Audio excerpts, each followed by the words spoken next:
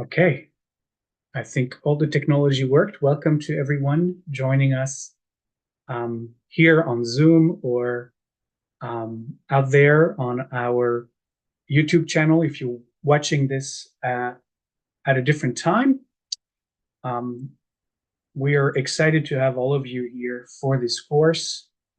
Baruchim habaim, we say in Hebrew. May you be, those of you who are joining us, may you be blessed in your coming into the space with us. And I am really thrilled to see that so many people, so many of you are taking this course with me. As I was telling those who had already joined on Zoom, and as many of the courses that I offer, this will not be an easy course, but it is definitely a necessary course. It will not be an easy course, not just because of the topic itself, but also because, as I will share with you, this is a course that is, let's say, at master's degree level of of courses. So there will be some material for you to read. I mean, you'll see there is a whole thing for those of you who are just joining us. This is kind of a further disclaimer about this course. So why this course? Why did I decide that this is what I wanted to share at this point in time? Right now, here at the start of the year 2024, just over 4 months since the massacres of October 7th in Israel, Jews around the world, and especially in Europe and the United States, have seen an incredible and worrisome, I would say, spike in anti-Semitism that has been commingled with proclamations of anti-Zionism. It has felt to many of us that the old tropes, the old name callings of anti-Semitism has been replaced by this new word, this new anti-Semitic, oftentimes used as anti-Semitic word, the word Zionist. It's kind of the new disparaging term for the Jew. And whether one believes in the right and necessity for the state of Israel to exist or not, oftentimes this is the word that we, all of us, Jews, are being labeled with. Now, anti-Semitism always paints the Jew as the emblem of ultimate evil, whatever that evil is defined to be in any given generation, in any given place. When, for example, Christianity dominated the Western world, the Jew was the Christ killer, in fact, the Antichrist, the worst evil. When after that changed and race and nationalism took over, the Jew was the race defiler, the blood polluter, the anti-nationalists, globalists, dark evil. And that is still the case for those on the very far right of the political spectrum, even today.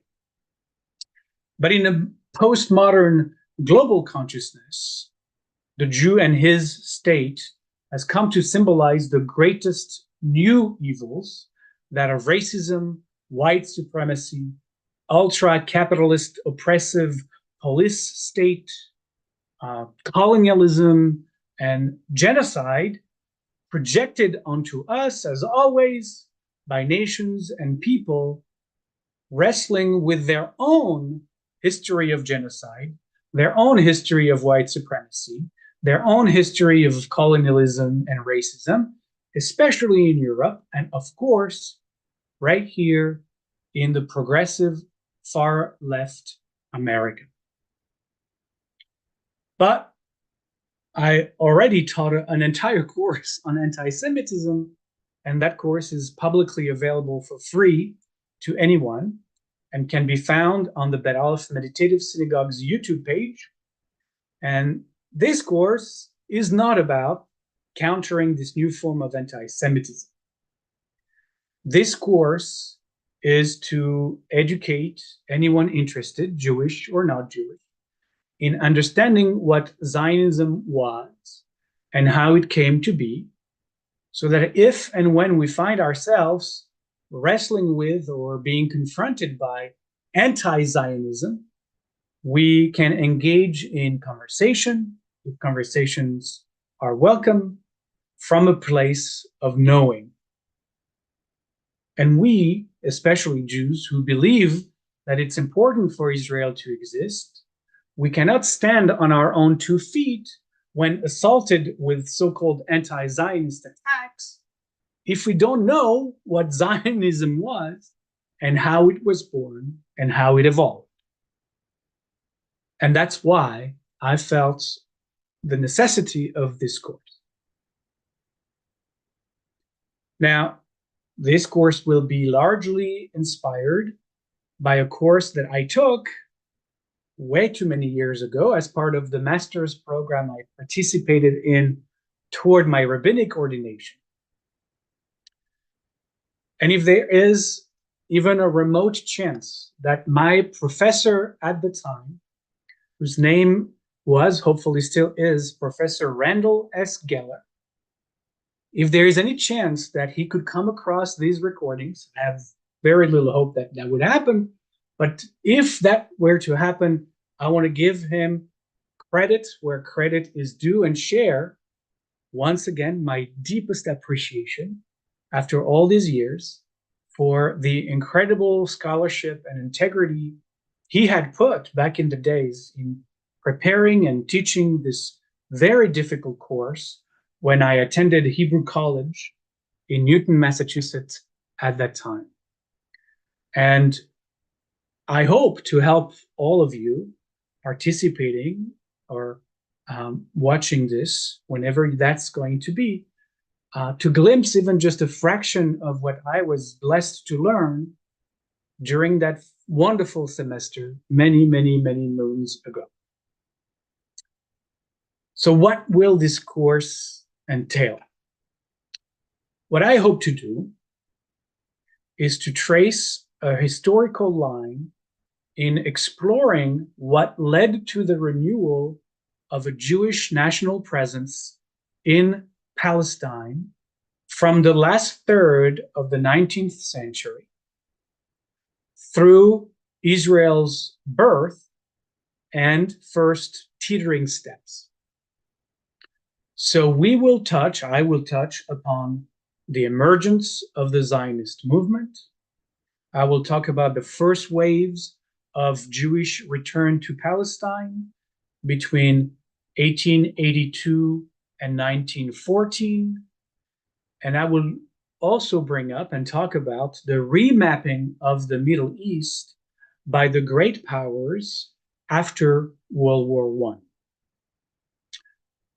In addition to that, we will, of course, spend a lot of time on the Jewish-Arab struggle for primacy in the land during the time of the British Mandate, which took place between 1912 and 1948.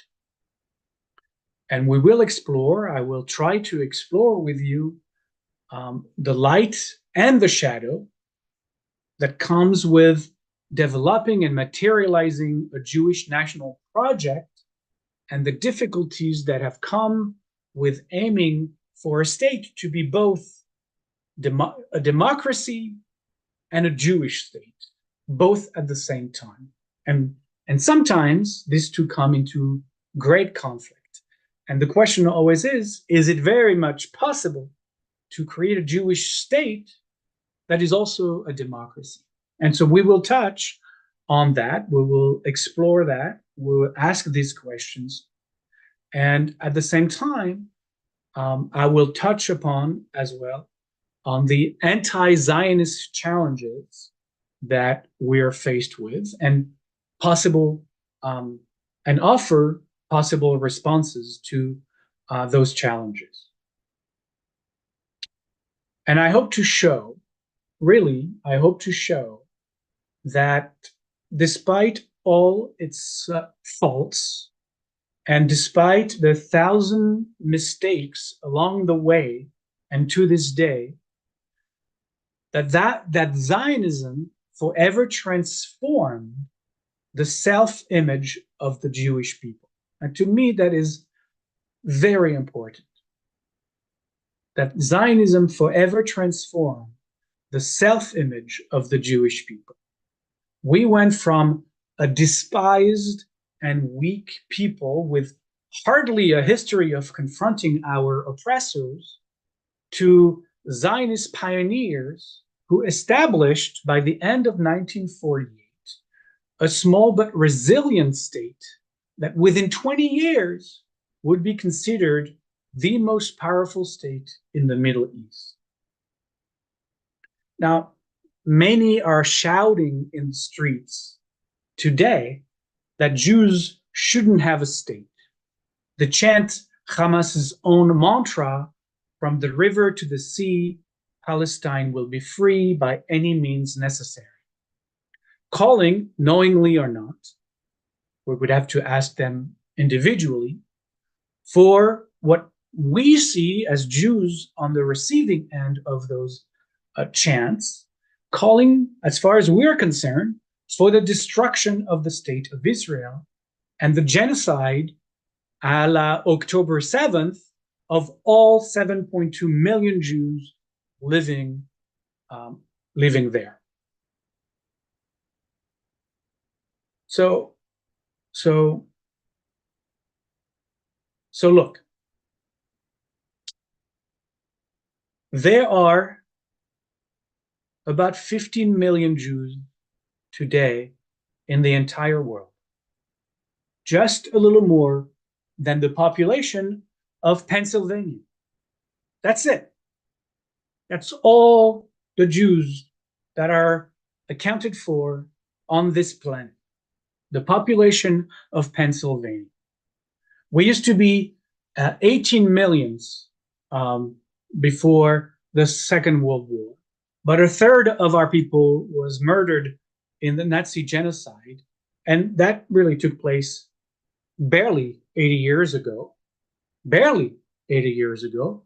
To give you kind of a sense, our current president is slightly older than that. So it's really in the lifetime of the people who still walk this earth. We added, thank goodness, 3 million more Jews to the count in those 80 years. And now we've reached 15 million. And so those on the streets who are calling for the genocide of the Jews in the state of Israel and the state of Israel are really calling this time for the murdering of half of the Jewish population in the world. And I talked to my father a couple of Shabbats ago. I always try to call him before Shabbat. And we had a frank conversation about what we were both seeing, he in France, me here in the United States. And I saw fear in his eyes. He was deeply concerned by what he was seeing, and you know, possibly the abandonment of Israel from the Western world. And he, as part of our conversation, he obviously rhetoric, you know, he wasn't making the case that that would happen, God forbid, but he was asking, you know, what would happen to the rest of the Jews in the world if half of our people was murdered and Israel ceased to exist? We would be the 7.5, 8 million of us left, dispersed throughout the world, mostly here in the United States, but we would be at the mercy of all these far left and far right groups with no one to protect us and nowhere to flee to. Now, I'm saying that because I want to hone on this point that that's how Zionism and thereafter Israel transformed the self-image of the Jewish people. That's what I'm trying to say here. It transformed our lives. Wherever as a Jew you reside in the world, the ability for you to be as you can be safe, or to know that you have a place to go in case you become unsafe, has really changed how we as Jews could live on this planet. But to those of us who have always known Israel to exist, I was born in 1971, we don't have a felt sense anymore of how our ancestors lived before the state of Israel, 80, 90, 100 years ago. How they lived, as my father was trying to express in our conversation, how they lived in fear. How they lived in fear to be forevermore at the mercy of the kindness of their neighbor's heart. And we know how that has ended more often than not. And we cannot ignore what Zionism and the creation of the state of Israel has done for the ability of Jews to live mostly free of fear, free of the always possible retaliation or anger from literally their neighbors, literally the people who live next door to us. Because this insecurity, this chronic insecurity, this chronic um, um, ex exposure to the wrath and the whims of our neighbors, this is what, in fact, impelled so many of our people to begin to travel to Palestine 150 years ago. We will see that as they were resettling in their ancestral land and began to rebuild Jewish communities there, many pioneers wrestled deeply and were deeply conflicted with the rights and sensibilities of the Arab population that lived in Palestine. They did not arrive there to fight the local population. Their numbers were way too small anyways, and they were way too weak a community for that to ever even cross their mind.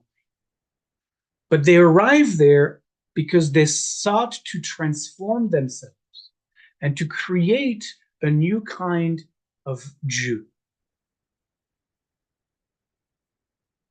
And their venture, their hopes and their dreams and the work they put into this dream nonetheless clashed with the aspirations of the local Arab population.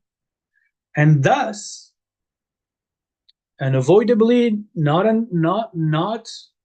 unavoidably, we'll discuss that, but the conflict was born. And this contradiction was profoundly understood by the Zionist pioneers. And we will see, I will do my best to show how they lived with that contradiction. Not only how they lived with it, but how and what they proposed to do about it. And we will see how inevitably they saw the long-term viability and success of their project inextricably entwined with an ethos of self-defense and use of force in a struggle for survival in a very hostile Middle East. And really, this was new as well. I mean, understand that for 2,000 years, Jews had given up on the use of force to ensure their survival. We, wherever we went, we had to endlessly negotiate for our right to live and to survive as a defenseless minority wherever we live. And frankly, it feels that we've had to do that these past few months. It's like these past few months, almost every conversation that I am having is like I have to justify my right to be, my right to exist as a Jew. And it feels like we've gone back. Now the Zionist pioneers, they had to establish new models and they had to wrestle with new responsibilities that came with developing a new state that was, as I said, planted in great hostile environment. And they had to wrestle, deeply wrestle, with what it meant to create and use a military force. They had to deeply wrestle with what it meant to have power when Jews up until that moment didn't, and for 2,000 years, didn't have power.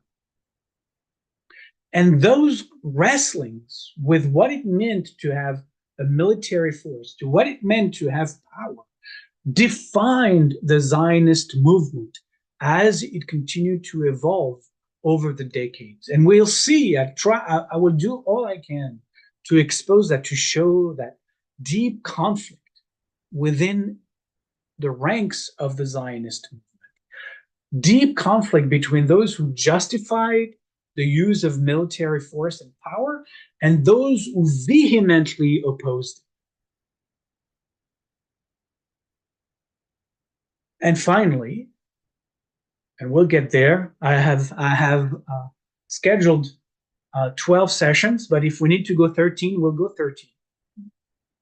Because I want to show ultimately that the Zionist project was never an easy project. Many Jews who came to the land, especially in the early decades, saw how difficult the conditions were in the promised land. And many of them left. Many died from the harsh conditions of the life that they suddenly were thrown into, a life that was very precarious. But those who stayed and those who survived, especially if you could make it through the first few years, those who stayed, they were idealists. They were idealists whose excitement for the future creation of the Jewish state brought them hope, dedication, passion, and purpose that allowed them to overcome the many obstacles and the many more disappointments that filled their days, their months, and their years. They had no blueprint for success. They had no marching orders. They only really had sheer determination. Now, the main book, and I forgot to bring it to my table, so hang on. I'll disappear and reappear in just a second.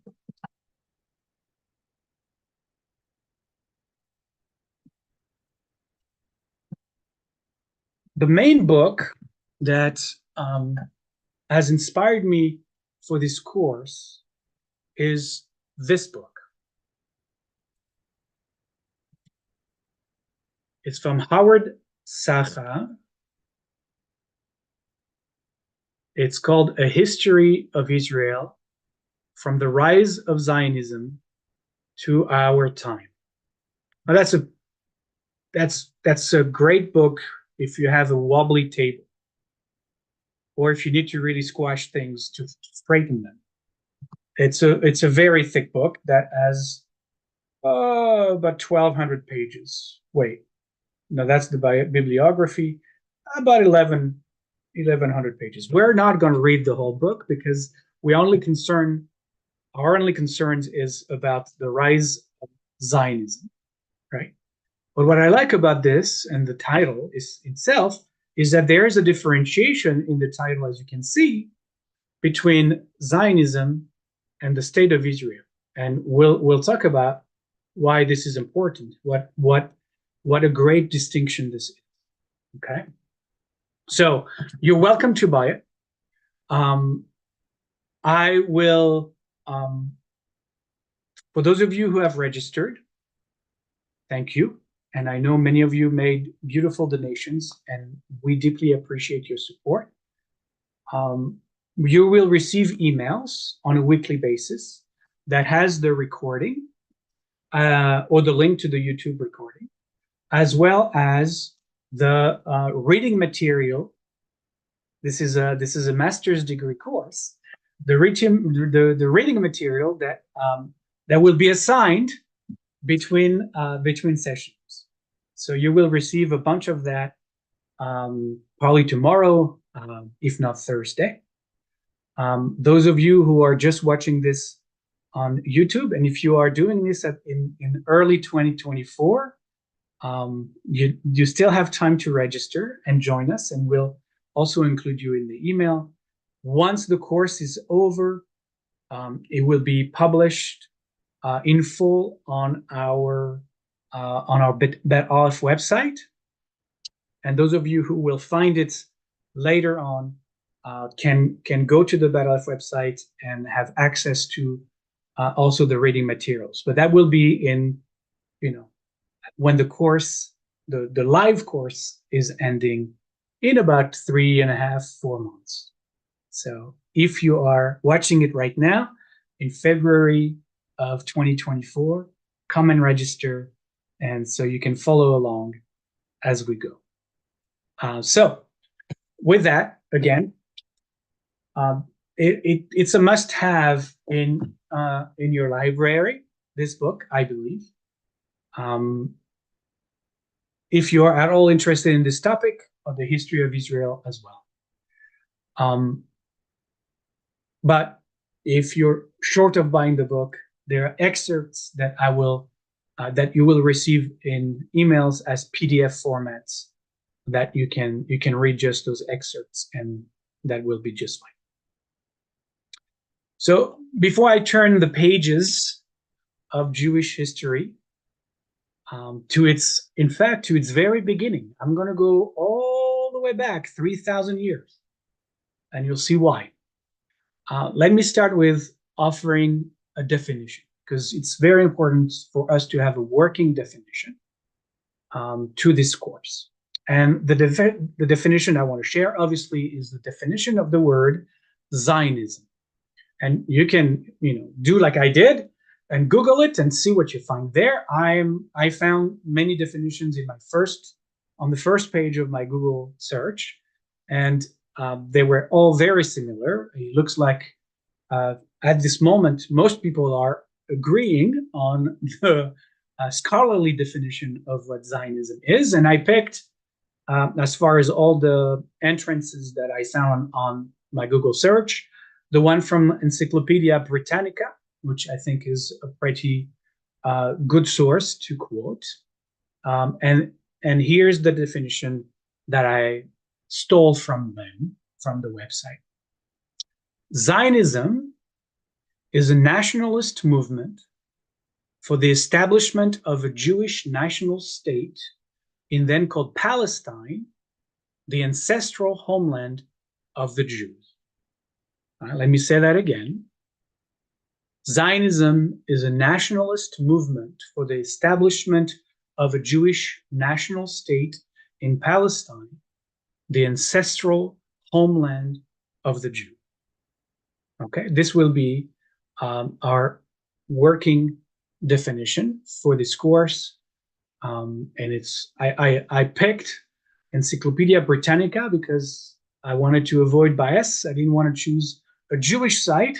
So hopefully this is neutral enough that we can agree on that definition.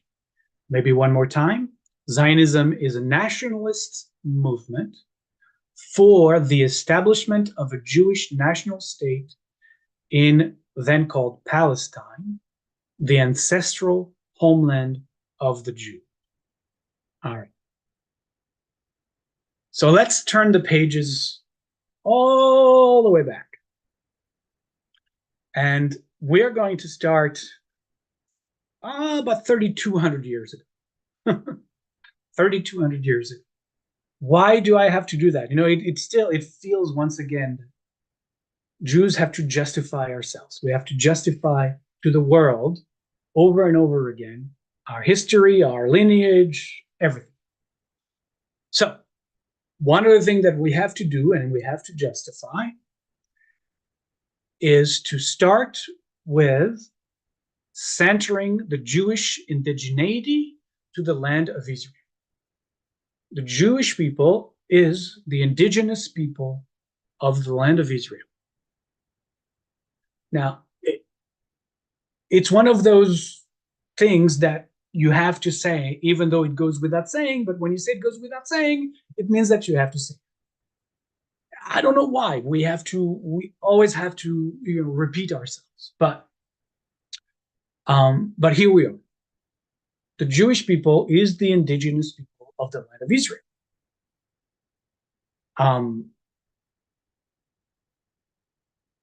There is really no question. Again, maybe I'm deluded, but there is really no question as to who was there first, because from time to time we're being confronted with who was there first. Now, Islam was born in the Arabian Peninsula 1,600 years after our nation populated the land of Israel, as far back as the stories of Judges, Kings, King David, King Solomon. Now, there are many speculations as to where the Hebrews or the tribes of Israel actually came from. But today's scholarship is finding that most likely, overwhelmingly, that our people are breakaway tribes of the Canaanite people. We may be, and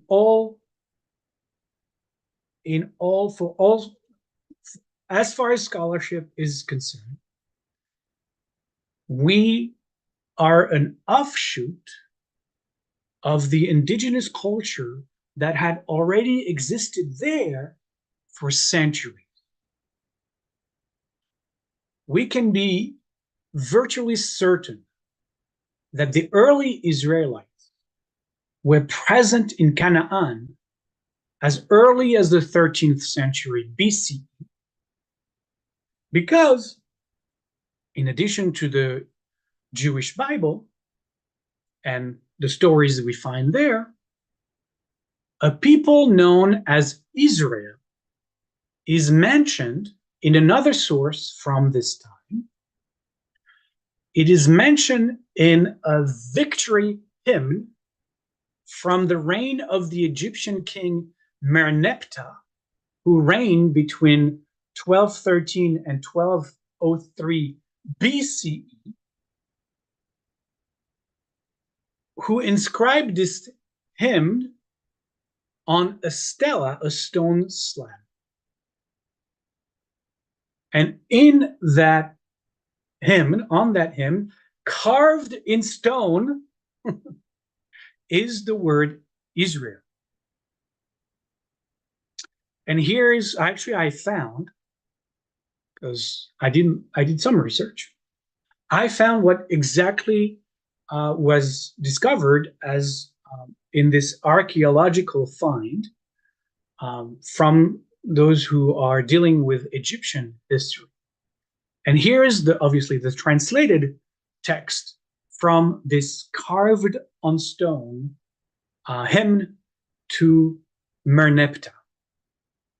Here it is. Plundered is the Canaan with every evil. Carried off is Ashkelon. Seized upon is Gezer. Yanoam is made as which does not exist. Israel is laid waste. His seed is not. Fascinating.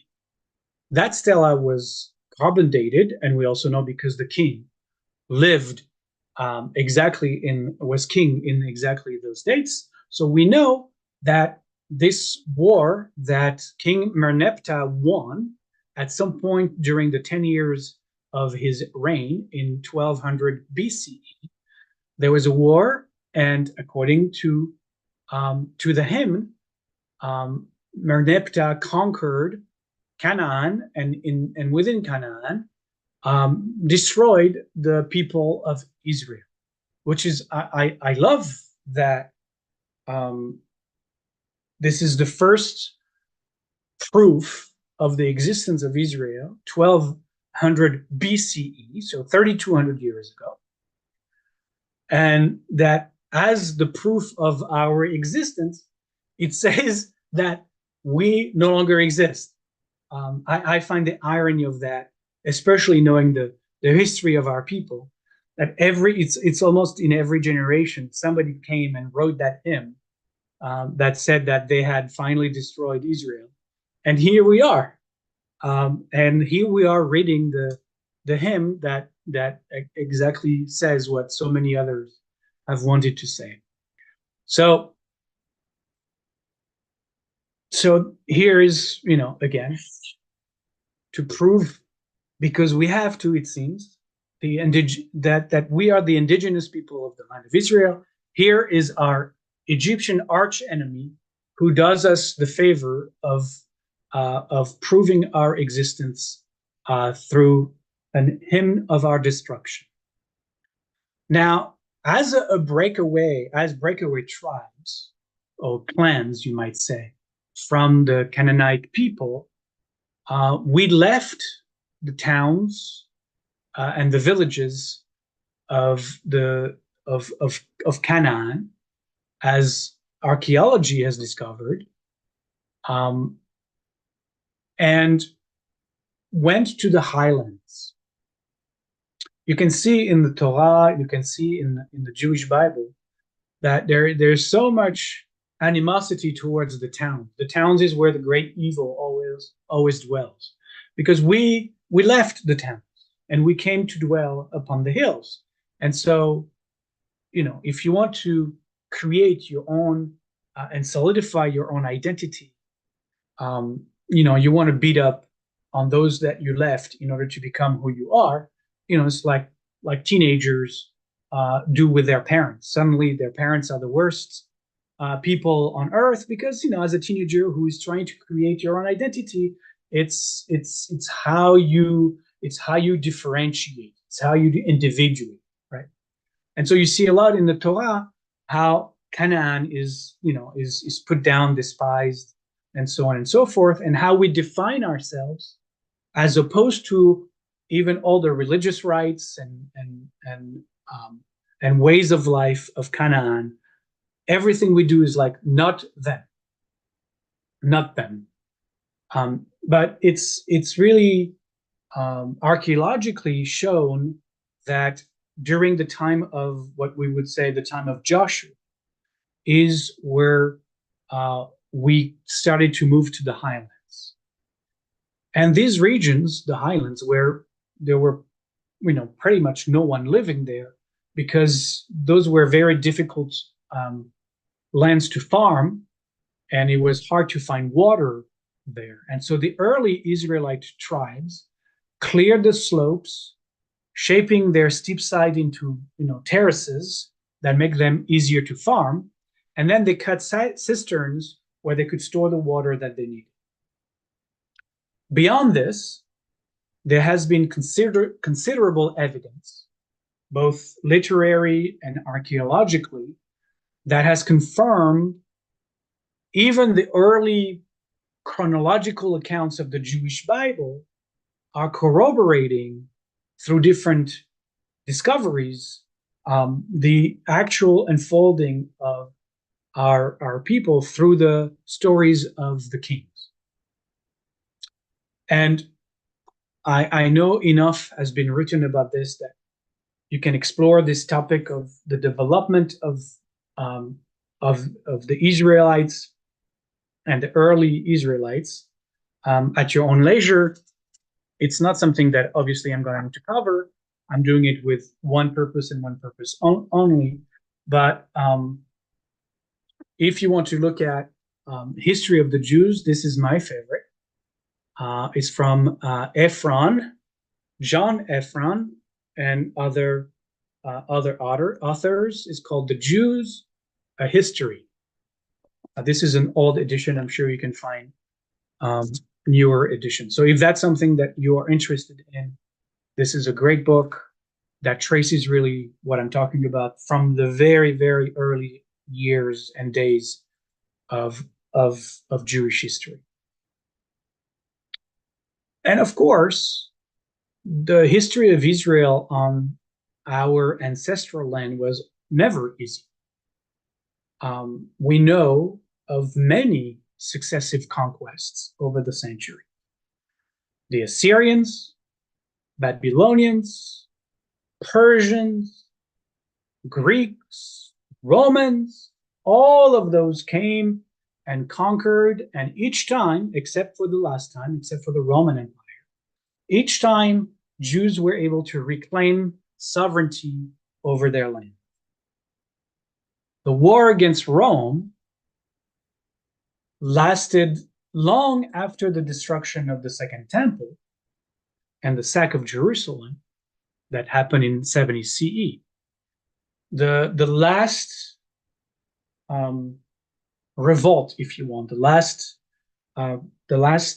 combat, the last war between the Jews revolting against Rome was called the Bar Kokhba revolt, and that revolt was eventually crushed in the year 135 of the Common Era.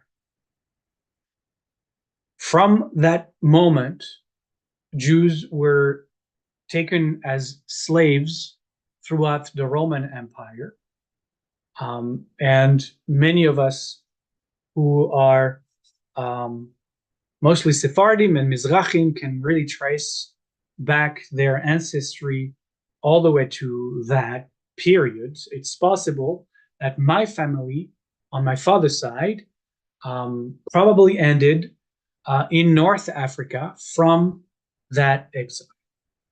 So, 2,000 years ago, it is very probable that my family came to dwell first as slaves, and then we stayed post the Roman Empire in the lands of my family, specifically what is known today as Morocco and Algeria. Obviously, that wasn't the case back then. And with that, the Jewish community continued to survive also in what the Roman Empire had by then renamed Palestine. They renamed our land Palestine because they thought that it would be an insult to us. They renamed it after the Philistine, who were a people who went to war with us. And not only did we win the war, but thanks to winning the war, according to the Jewish Bible, through winning this war, we were actually able to unite as a people. So they did us a great service in uniting us before we were separate tribes or clans split all over the land. But because of the war against the Philistines, we were able to coalesce, and suddenly we had a king. We know of King David, King Saul, King David, King Solomon, thanks to our winning this war against the Philistines. And so the Romans thought that since these were our first arch enemies, they were going to rename our land Palestine to kind of stick it to us, but they didn't catch the irony of what they were doing. Anyway, they renamed uh, our land Palestine, and you know, Jews stayed. Not everyone was captured and taken away. Hundreds, thousands of Jews stayed behind, and we stayed behind for 2,000 years, really, mostly in the holy towns of Tzfat and Tiberias, Hebron, and Jerusalem. I mean, we know that because there is the Jerusalem Talmud that keeps on being written for hundreds of years after the Bar Kokhba revolt. So we know that there were Jewish communities, Jewish schools in Jerusalem, in Tiberias, in all the four holy cities to us of our land still. And that would be the case for 2,000 years. There are Jews in Israel today who claim direct ancestry from families that never left. All Jerusalem families. Peki'in was one of the centers. And for those of you who traveled with me, we actually met a beautiful elderly woman who we were blessed to spend time with one evening in one of our trips. The last Jew of Peki'in, who traced her ancestry all the way to the beginning, all the way to the Roman times. So all this to say that we've been there in some shape or another, and sometimes in greater numbers than other times, but we stayed there. And those who stayed, to this day, they continued to survive more and more invasions. They survived the Byzantine Empire. They survived the Umayyads. They survived the Abbasid Muslim conquests. They survived barely the Crusaders, and again, the Muslim Mamluks, and lastly, they survived the Ottoman Empire. So we survived a lot over 3,000 years. And what about the Jews who didn't stay? What about the rest of us, the Jews in exile? Well, the Jews in exile, they never lost, under the leadership of the rabbis, they never lost their dream of returning one day to Zion, to Jerusalem. Our rabbis, for hundreds and hundreds of years, urged the Jews to wait and pray for Jerusalem. We stand up for the Amidah, we face the wall in Jerusalem, right? We close the Passover Haggadah, saying next year in Jerusalem. This is not a mistake, right?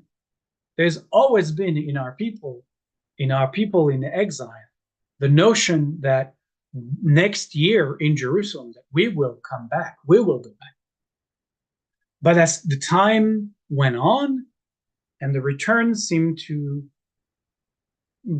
be farther and farther away from us, our rabbis felt our despair and transform the Jewish hope for physical and political return to the land of Israel, to our homeland, to more of a messianic hope, hope towards like a religious fulfillment. Right? The Messiah will come, and when the Messiah comes, he will gather the exiles, and we will go back to the promised land.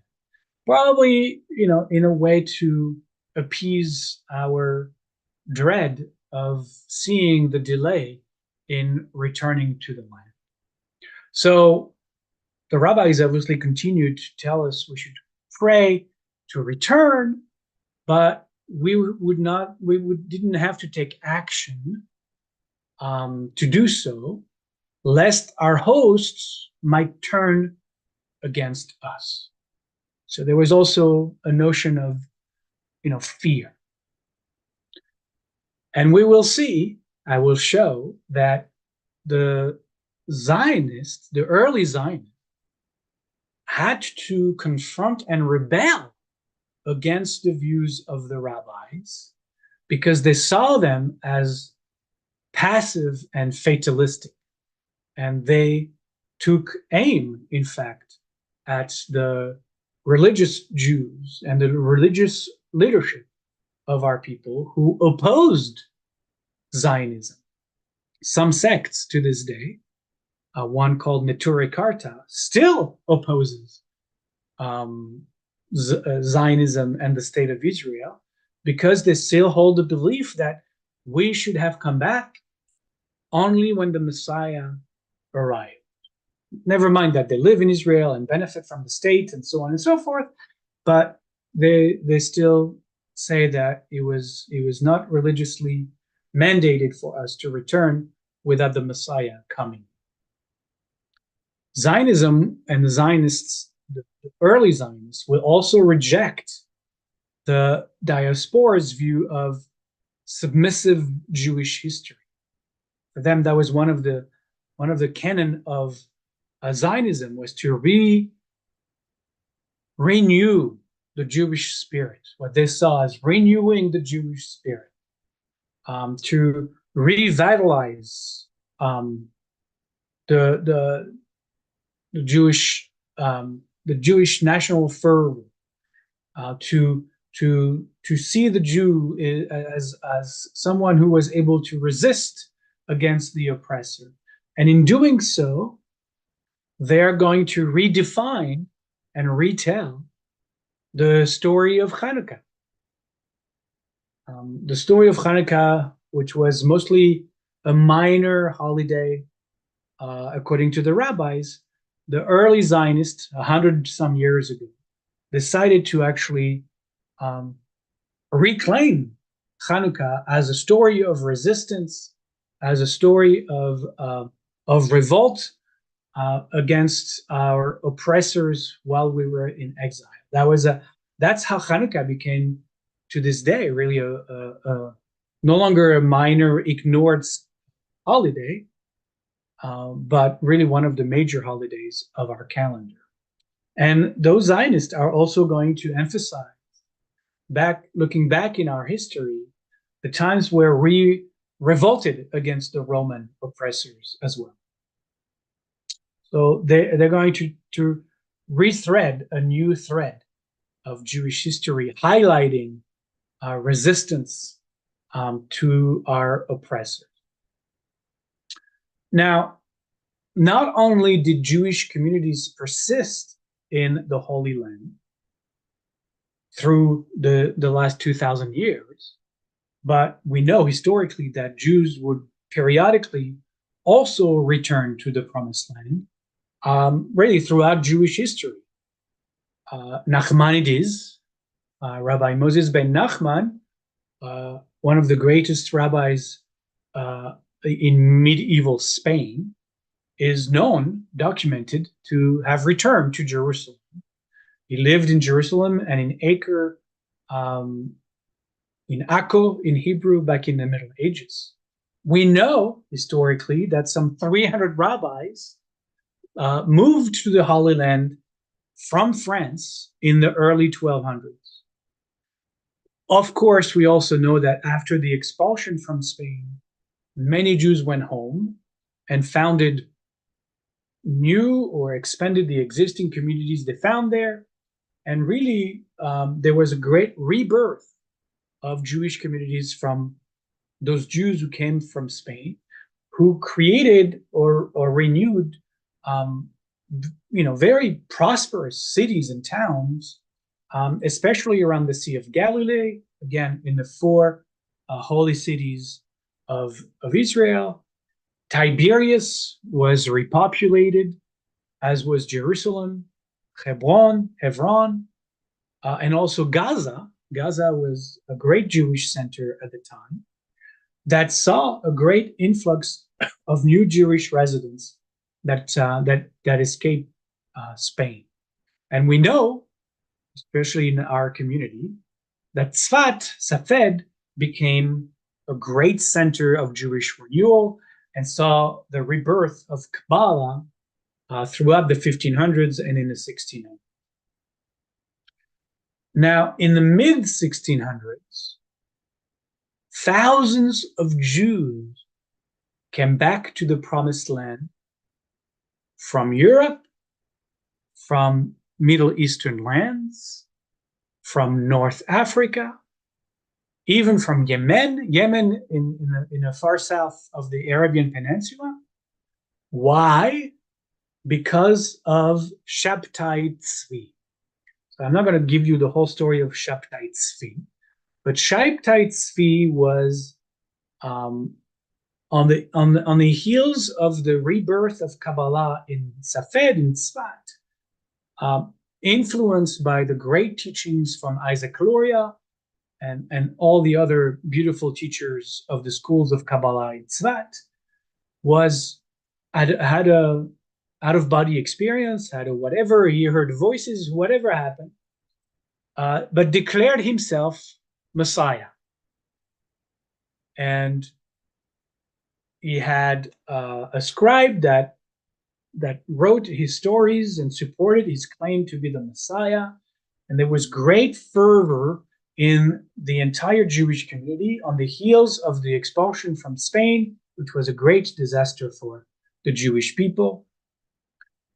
It made sense that it felt like it was the end of the world. Therefore, a Messiah would appear. It made sense to many people. It seemed that he was, the stories that were told about Shabtai Tzvi was that he was,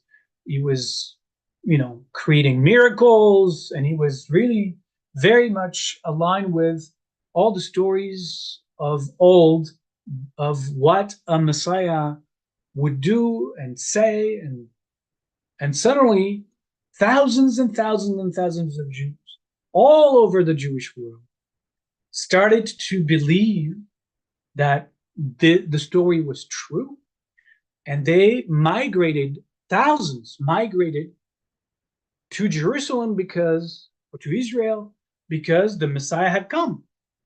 And so what the rabbis had said, you should wait for the Messiah is not here, it's time to go. Turns out Shabtai Tzvi didn't hold up to his claims, but so many Jews were coming back to the Promised Land that it really concerned the Turkish leader who captured Shabtai Tzvi, imprisoned him, and told him that he had two options: either to convert to Islam or to be put to death. And as all good Messiah would do, any Messiah worth its salt would do, he would let himself be crucified, as has been done before. No. Shabtai Tzvi said, never mind, I'm not going to do like the other guy. I'm going to go a different route. And he converted to Islam. To the great dismay, it was an absolute catastrophe in the Jewish world, obviously. But in the meantime, thousands upon thousands of Jews had returned to the Promised Land. And so at the beginning of the 1800s, I'm getting really close to the start of the greater waves of return. They were really strong Jewish communities living in the Promised Land, mostly in those 4 holy towns that I named before. Strong, viable Jewish communities that were growing there. And during the course of the 19th century, religious enthusiasts, it's a hard thing to say, but the imperial world, that was the time of the empire, right? The 19th century, the time of the empires, is the time of colonization. And especially the British, in Britain, there was this Protestant evangelist fervor that grew captivated by the romantic notion of a Jewish national restoration of the land of Israel. They felt enamored with that idea, their own idea. They just religiously were moved to see the renewal of a Jewish community, or a Jewish nation in the state of Israel. And they really became a very powerful um, movement, an evangelist movement in Great Britain, in the British Empire.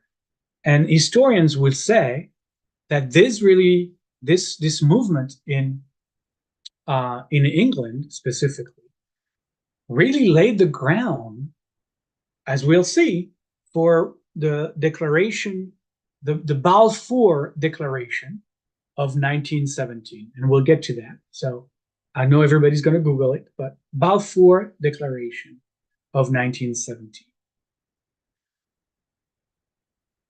What was going on during this century of the empire was that as the European powers found themselves in more and more lands, it put a lot of pressure on the Ottoman Empire that was still there. And because of the presence of all of these Europeans, the Ottoman Empire embarked on improving public services and safety in the empire, in the Ottoman Empire, because, well, now there were European consulates there, embassies, and so they had to include and integrate non-Muslim, non-Ottoman populations inside the empire, and they had to extend protection to the non-Muslims, including the Jews. And so because of that, because of this, the beginning of the influence of European power, and because the Ottoman Empire felt moved to, become more, quote unquote, or show more European, a more European heart. I don't know how to say that. Definitely more European influence.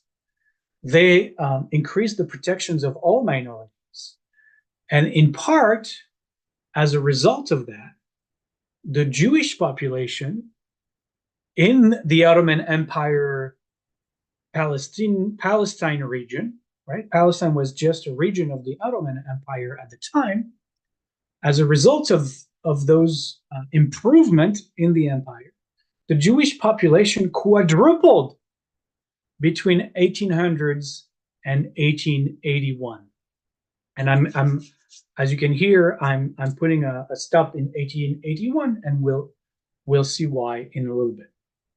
So much so that the Jews by 1881 were the majority population in Jerusalem.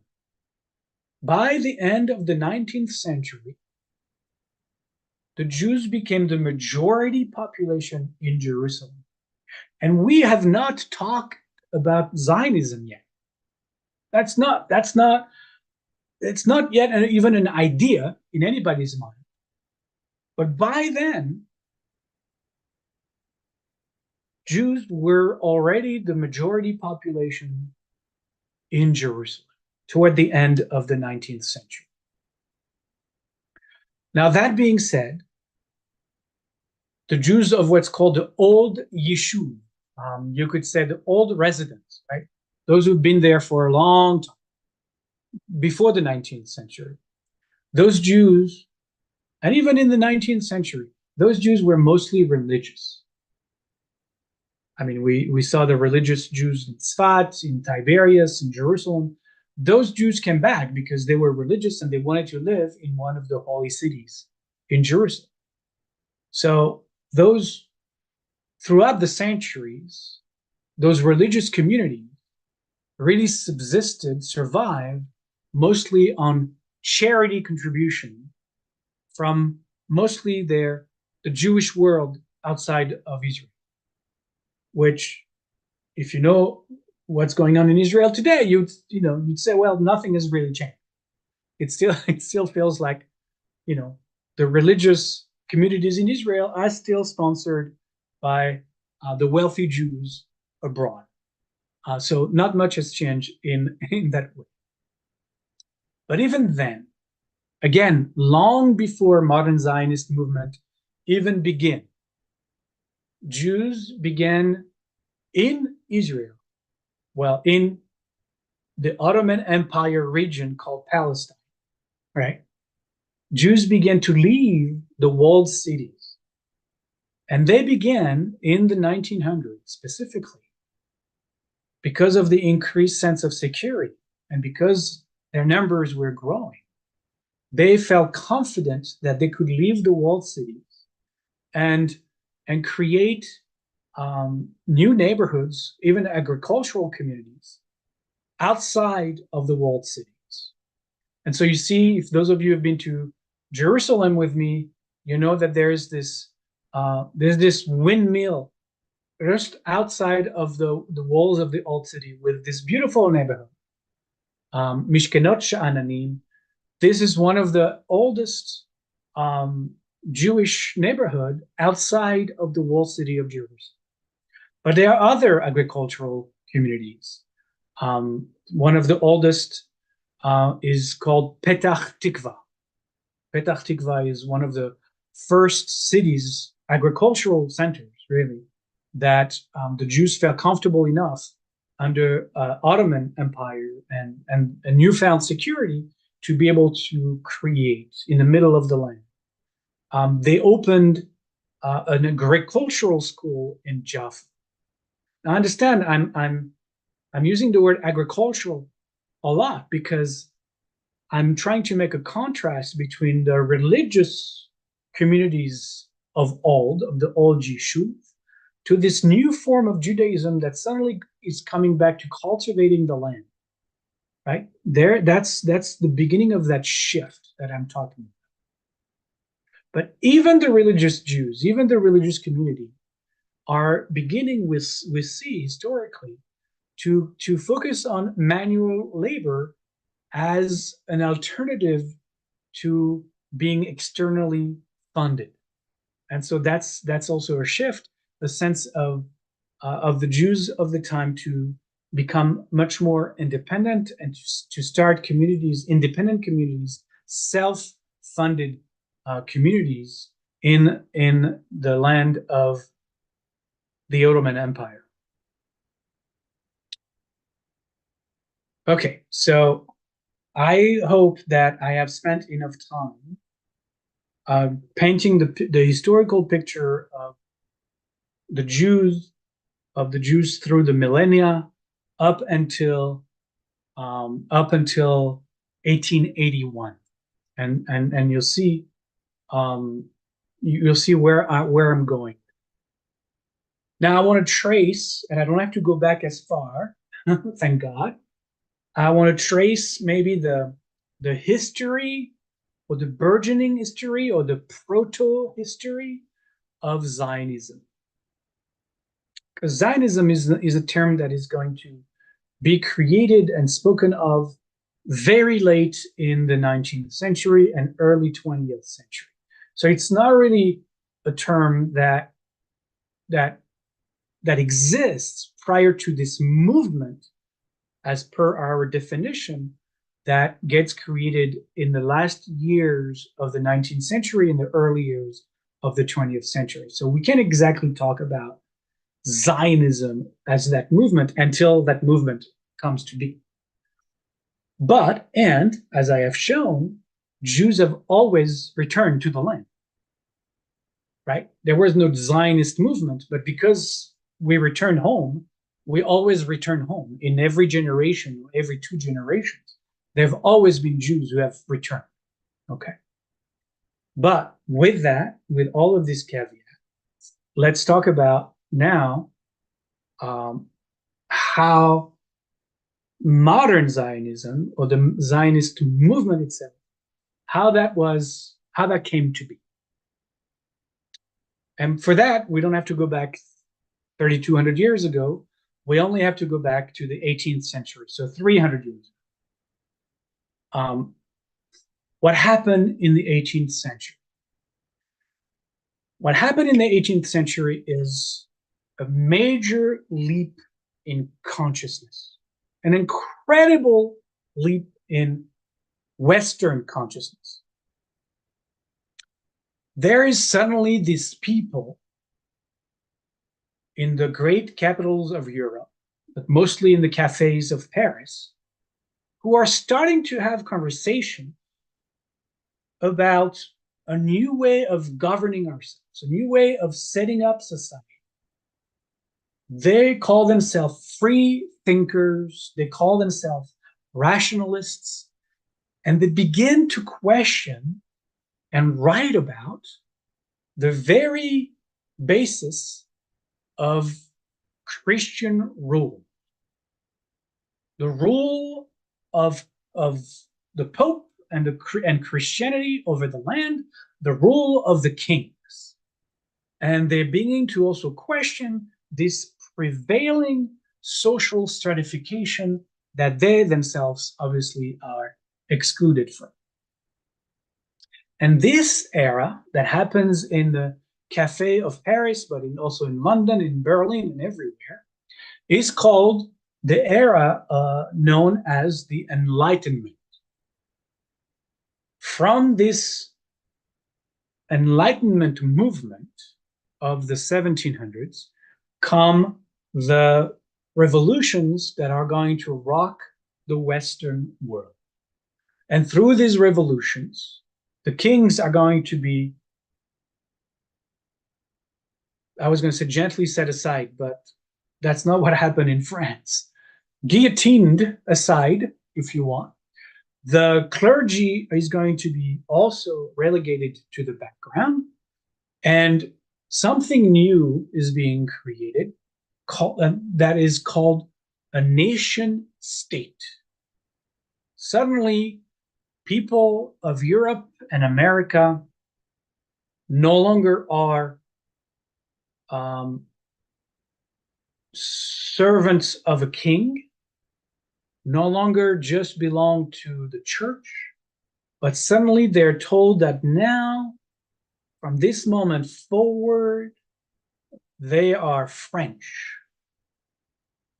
And they're going to have to work on what that means, because those of us who know France know that in that land, there are many different people, actually some of whom practice different religions, who speak different local languages, right? So they were same in Italy, same in Germany, same pretty much everywhere. So there is this new notion that comes online that says, no, from this moment forward, you are French, you are German, you are English, you are Italian, although that is going to take a little more time, right? So those were major revolutions, not just physical, political, social revolution, religious revolution, but they were a revolution in consciousness. The people who lived through those decades had to really reorganize themselves with this new consciousness.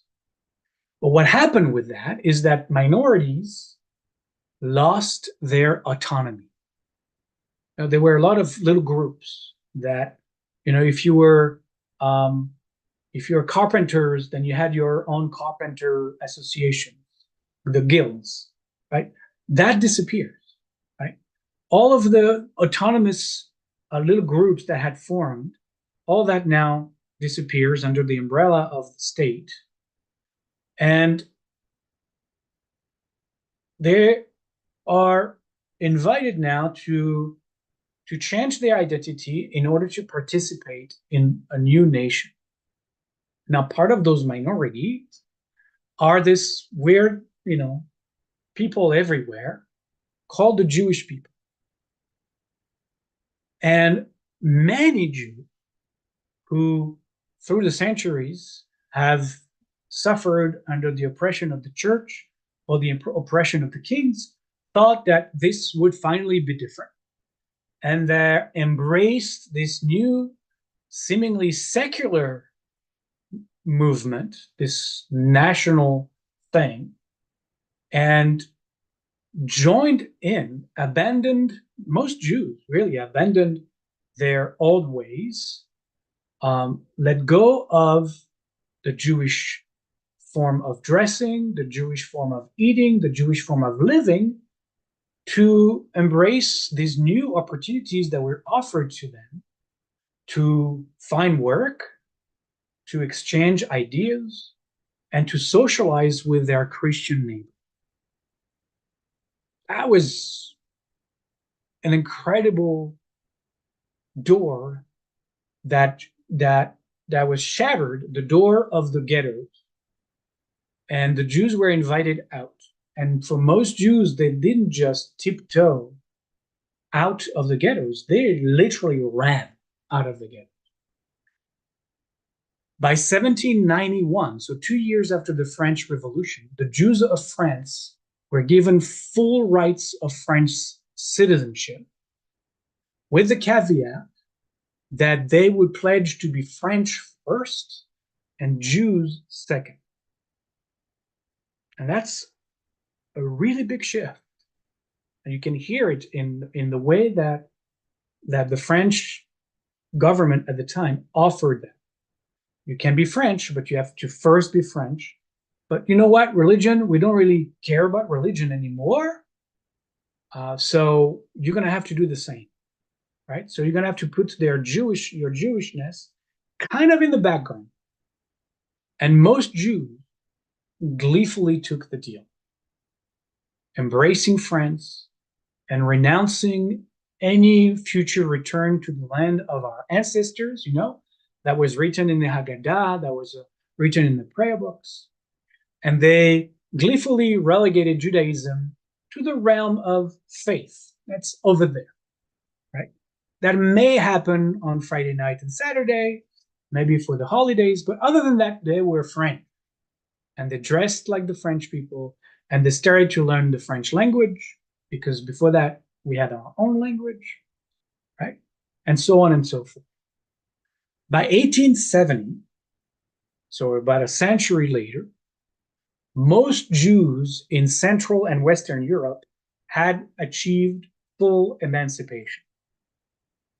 It took a while. It took 100 years.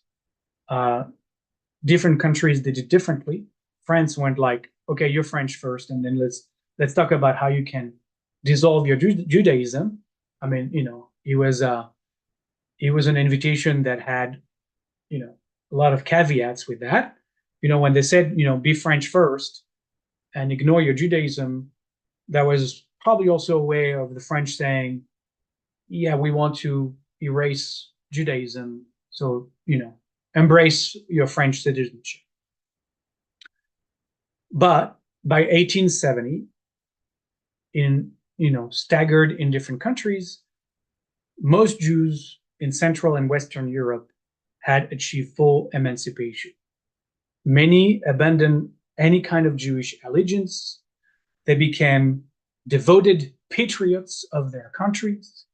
And more than that, some 200,000 voluntarily converted to Christianity. Why? Because even if he was, a secular state, they understood very well that if you wanted to move up the ladders, the economic and social ladders of the time, it would be better still if you became Christian. So 200,000 Jews of Central and Western Europe took the leap and converted.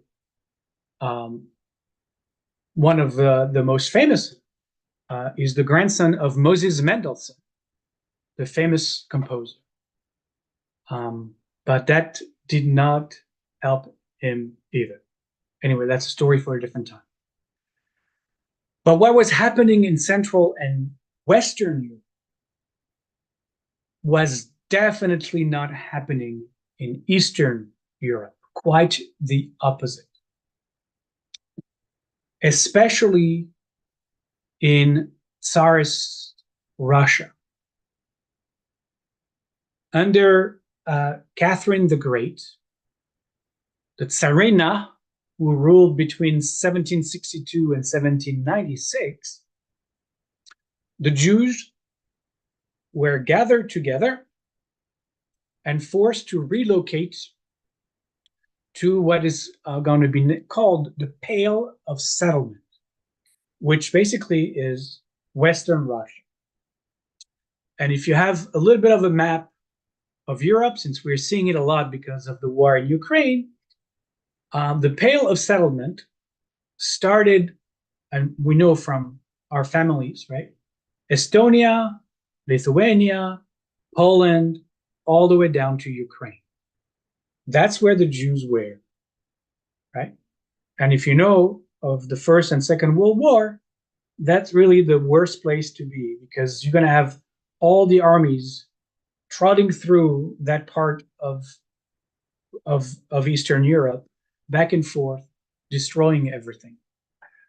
But that's where Catherine the Great, she was really great, I guess, relocated all the Jews. That's the only place where the Jews could live, in the Pale of Settlement. You can Google it if you want to know exactly how the map was drawn. Pale of Settlement, and you'll find great maps online. Alexander I succeeded Catherine and ruled between 1801 and 1825. And he was even worse than her, thank goodness. And he imposed, even within the Pale of Settlement, more restrictions on Jewish life, both on employment and on the ability of the Jews to travel or move from place to place. And he unsuccessfully tried to get the Jews to embrace agriculture. We were hard of hearing, I guess, about being farmers until we moved to Israel. Then, after Alexander I, Nicholas I, who reigned between 1825 and 1855, was even worse than Alexander and Catherine put together. What he did, this lovely Tsar, is that he introduced, I mean, on top of what everybody else was doing before him, he added to our suffering a mandatory conscription for the Jews for a 25-year military service for all Jewish children as young as 8 or 9 years old. Basically, his goal was to wipe out the Russian Jew, right?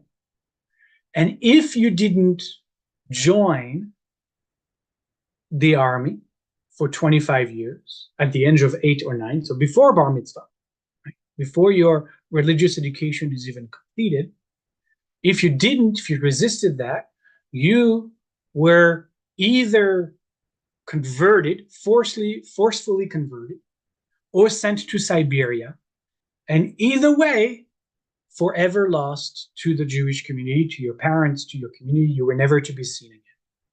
Which, if you join the Russian army for 25 years, chances are you're never coming home anyways. And by the time you're, 33, 34, you really have no notion of Judaism. And you probably would have to learn everything. It was a horrible time for the Jewish community there. Families were hiding their children left and right, trying to save them from the conscription. It was an absolute horror to live through this time. And at the same time, while this all good stuff was happening, things begin to trickle in the Jewish community of Eastern Europe, coming from Western Europe.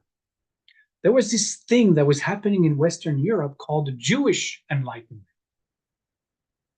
There was like a particular version of the Enlightenment of the 18th century that was embraced by those Jews who had left the ghettos and become more secular, and they call it the Jewish Enlightenment.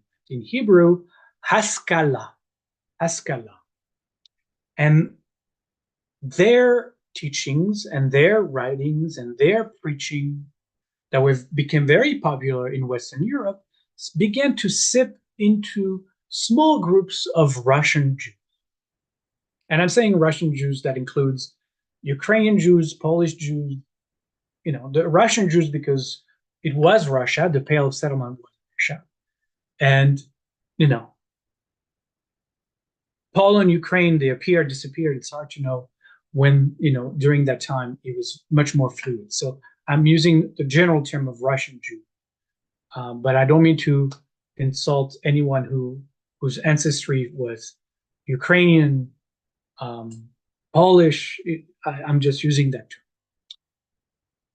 What this new teachings of the Jewish Enlightenment brought to Eastern Europe was the idea of modernizing the Jewish people there, to modernize their life condition, to push them to break from insularity, to push them to break away from religious obscurantism, from religious withdrawal. They advocated for Jews to learn Russian. They pushed for them to try and interact with their non-Jewish neighbors. They wrote in Hebrew and told those ancient tales of Jewish glory and heroism that I mentioned earlier.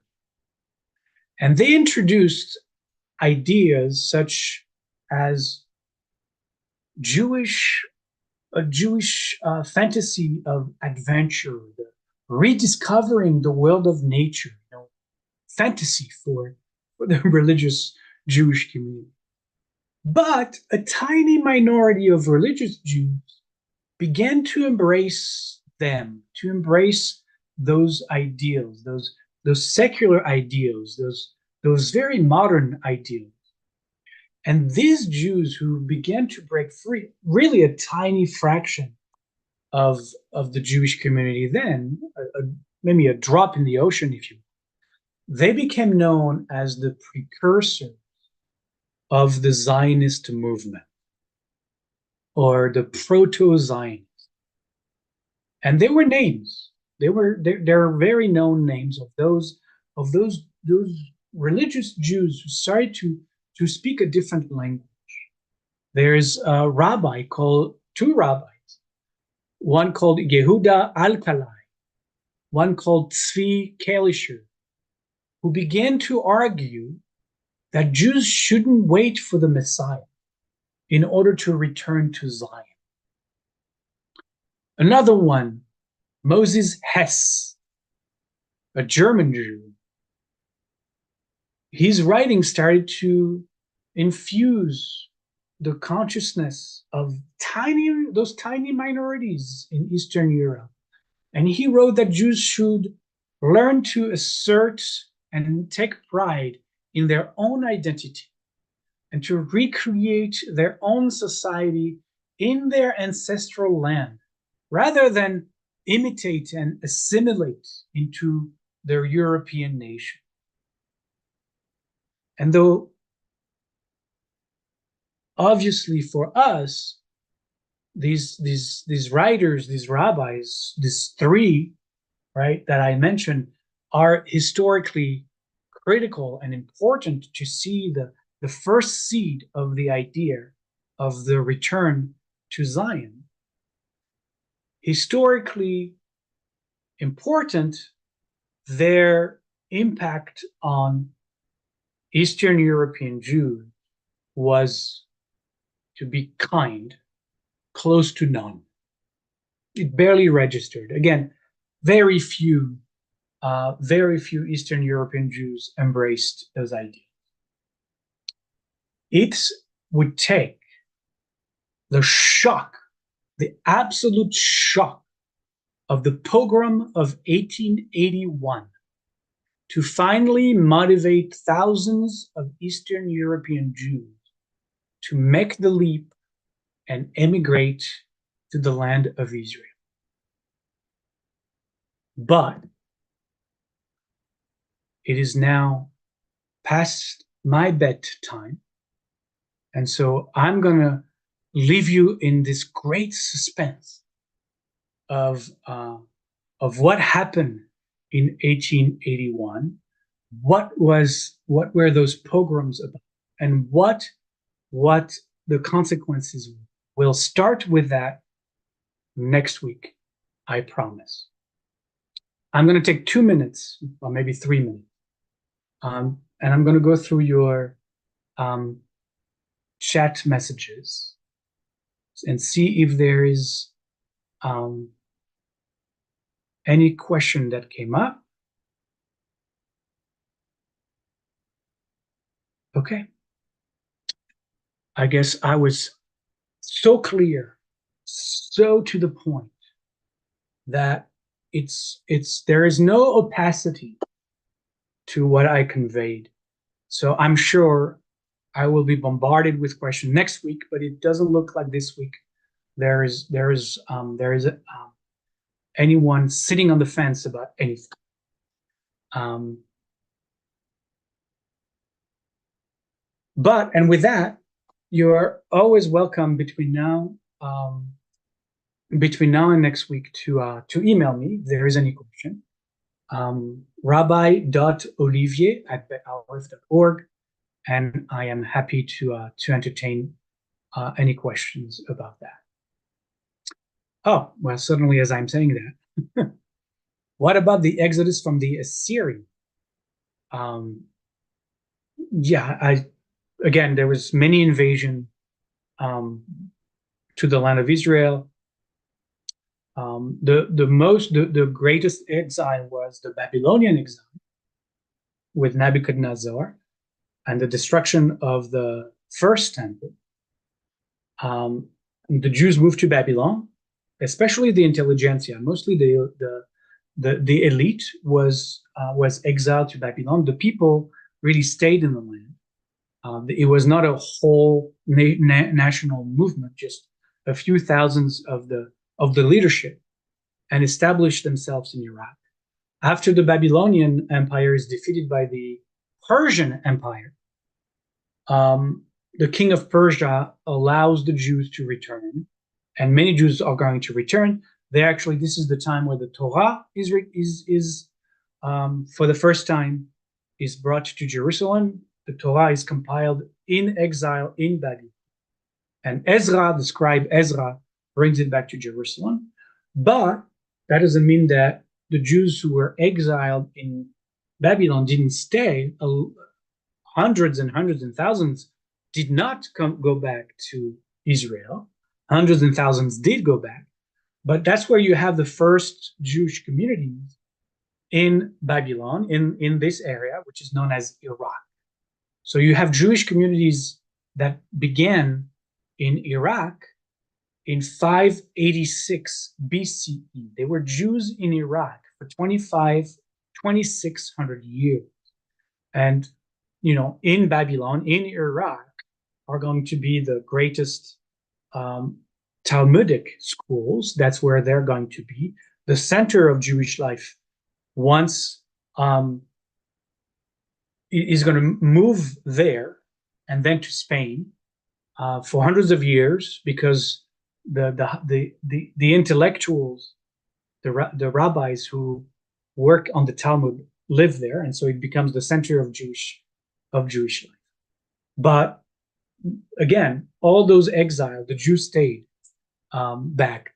Not everybody was exiled. Okay. So just as a reminder, somebody's asking, this is the main source for the course, Howard Sachar, A History of Israel from the Rise of Zionism to this day. Okay? Good. So I want to close with a shalom chant. And I think I forgot to begin with the Shalom chant, but never mind. At least we can close with the Shalom chant. So close your eyes for just a moment.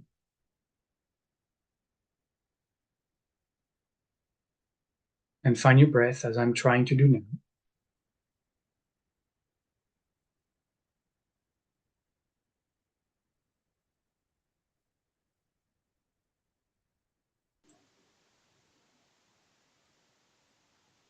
And take a breath for Shalom.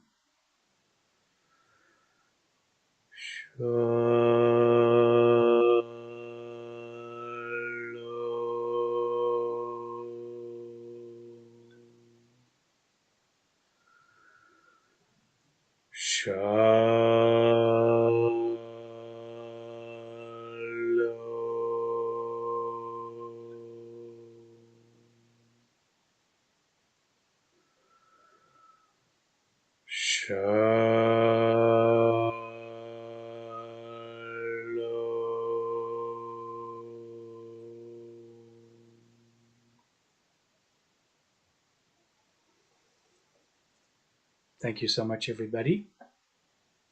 We'll see you for the next session, 6:30, next Tuesday.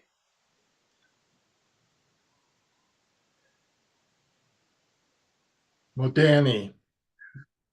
Modani. Thanks, Rabbi. Thank you. Thank you. Lava. That's all.